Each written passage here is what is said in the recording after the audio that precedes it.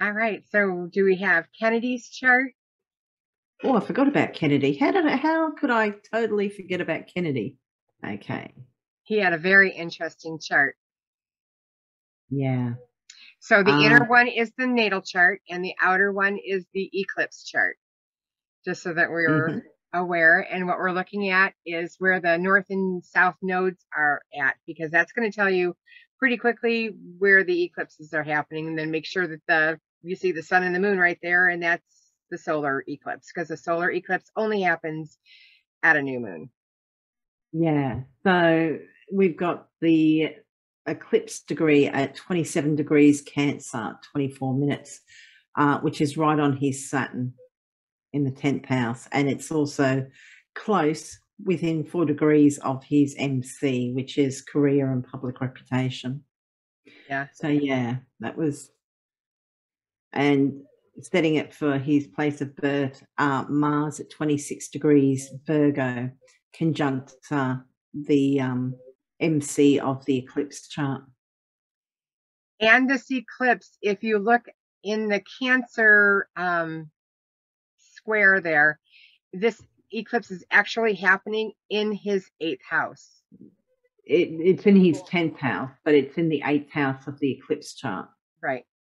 Yeah, Yeah. yeah. The descendant of the eclipse chart is conjunct his sun, which is interesting because the ascendant's that's where the sun's coming up over the horizon at the time, date, and place of your birth. The MC is kind of the highest point of the chart, and the descendant is kind of when the sun sinks below the earth. So, in ancient times, they kind of did consider the seventh house was kind of like, you're dying, the sun is sinking, it's going below earth. Mhm. So it's interesting that that descendant of the eclipse chart is conjunct his sun. And yeah. And then we have Jupiter on his natal On his natal descendant. descendant. Yeah. Right. Yeah. And yeah, Saturn pretty close to that Uranus. Yeah. Seems to be when Saturn. Saturn and Uranus get together. Um, that this is not the first chart we've looked at today where Saturn and Uranus were together and seem to have been impactful. Yeah, the Aries Ingress for 1963. The Sun in the fourth house.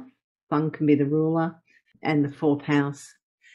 Although traditionally the eighth house is like the house of death and taxes.